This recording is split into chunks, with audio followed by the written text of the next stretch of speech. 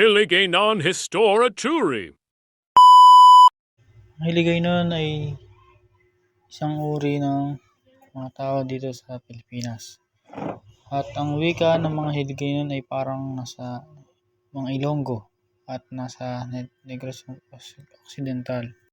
Ang grupong ito ay ginagamit sa isla ng Panay, sa probinsya ng mga Capiz, Antique, Aklan. Yan. Diyan siya ginagamit yung mga Hiligaynon. Yan yung mga doon naninirahan yung mga yan sa mga lungsod na yan. Ang mga tao dito sa Hiligaynon, yung mga grupong ito ay umabot na rin sa 7 milyon. No?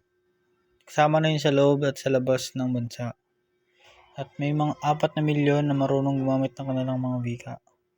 Ang kultura ng mga Hiligaynon ay karaniwang ginagawa nila sa kanilang ekonomiya ay pangingisda at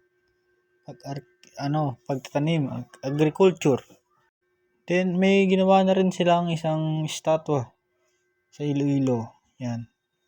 Sila yun, mga Hiligaynon ng mga gumawa ng mga yan.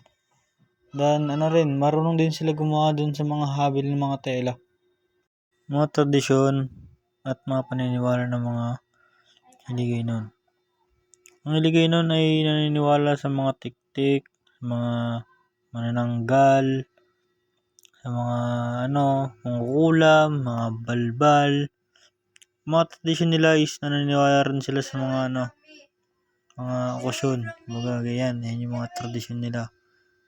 Mga ginagawa at pagkain nila is mga miswa, ganon. Yan po yung nila, kain.